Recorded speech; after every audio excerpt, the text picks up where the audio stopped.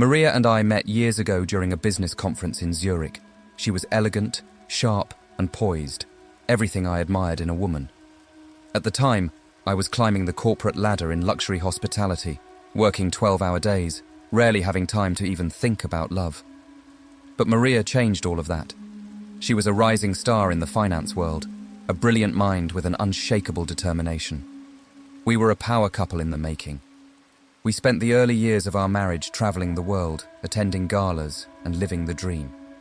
Our bond seemed unbreakable, but as I got more successful, the cracks started to appear. It wasn't sudden, just small things at first. A late-night email that seemed a little too personal. An unexplained phone call while I was in the shower. I brushed it off, of course. Who doesn't have busy days at work? But I felt the distance grow, and the once vibrant chemistry between us began to fade. The woman I had once admired for her intelligence and ambition started acting strangely, distracted, secretive, like she was hiding something. It started with a misplaced message. One evening, I came home early from a business trip. I had planned a surprise dinner for Maria. I walked in, set the table, and waited, excited to spend time together. But when I grabbed my phone to check the time, I noticed something odd. Her phone was on the kitchen counter, buzzing relentlessly. Without thinking, I picked it up just to glance at the screen. A message from someone named Luca. No last name, just Luca. It was brief. I miss you. Can't wait to see you again. My stomach dropped. I should have ignored it, should have put it down. But I didn't. I scrolled further back, reading conversation after conversation, each more intimate than the last. Flirty messages, inside jokes, and plans to meet up in the city next weekend. I was crushed, feeling sick to my core, but I had no solid proof. Maybe it was just harmless flirting. But deep down, I knew. I felt it in my bones.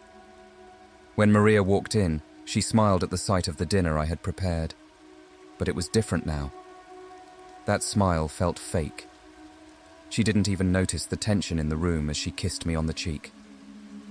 We ate in silence, the air thick with unspoken words. The next few weeks felt like I was walking through fog, everything slipping out of focus. I started paying attention, watching her every move. It wasn't paranoia, it was instinct. I knew something was off. I began tracking her routines, asking her questions about her day. Each time she gave a little too much detail, almost as if she was rehearsing her story. Then, one evening, I found something that broke me completely.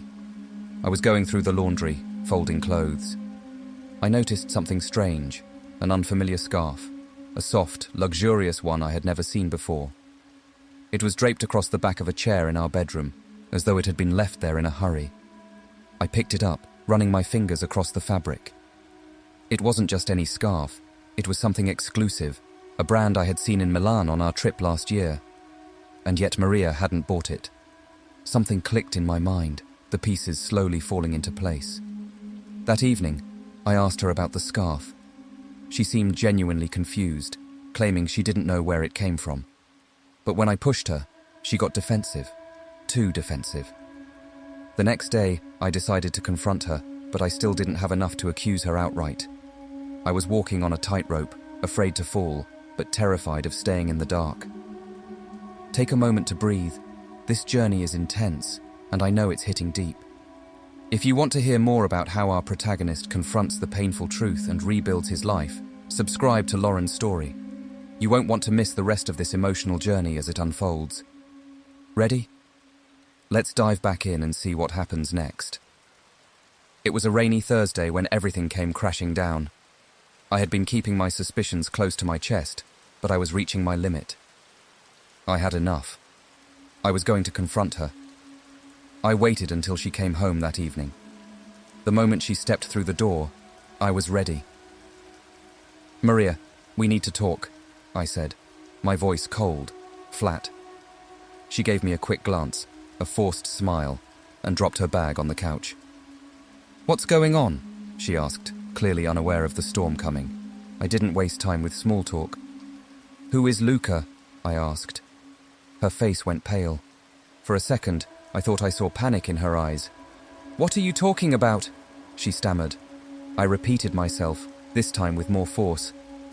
Who is Luca? Why were you texting him? Why is his name all over your phone?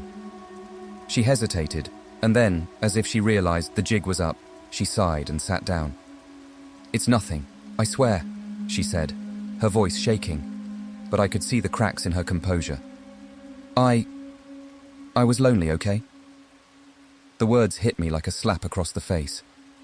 Lonely. After everything we've been through. After all these years. My voice trembled with anger and disbelief. I couldn't believe she was admitting to it so casually. She looked away, ashamed. It didn't mean anything. You were always gone, always working. And Luca, he was there for me. He understood me when you didn't. My heart was breaking, but I wasn't going to let her off easy. So you think I don't understand you? I was building our future, Maria. For us. And this is how you repay me. I wasn't going to beg. I wasn't going to try to fix something that was already broken beyond repair. But I wasn't going to leave without making her understand the consequences of what she had done. I spent the next few days thinking. I made my plan. I knew what I had to do, and I was ready. I didn't just want to walk away. I wanted her to feel what I felt, every ounce of betrayal, every second of anguish. I wasn't going to leave without leaving a mark. It was that Saturday when everything came to a head. I had spent the morning packing, slowly, deliberately. My things were scattered across the room, clothes, books, photos. Maria was out at lunch with her colleagues and I knew I had the house to myself. Just as I was finishing, I heard the front door open. Maria's voice floated up the stairs. Hey, I'm back, she called. I stayed silent. My heart was pounding. This was it.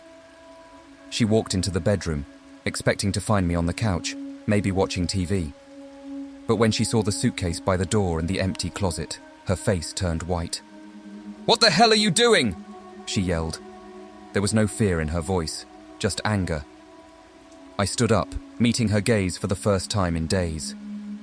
I'm leaving, Maria. I'm done. For good. Her face twisted in confusion, then anger.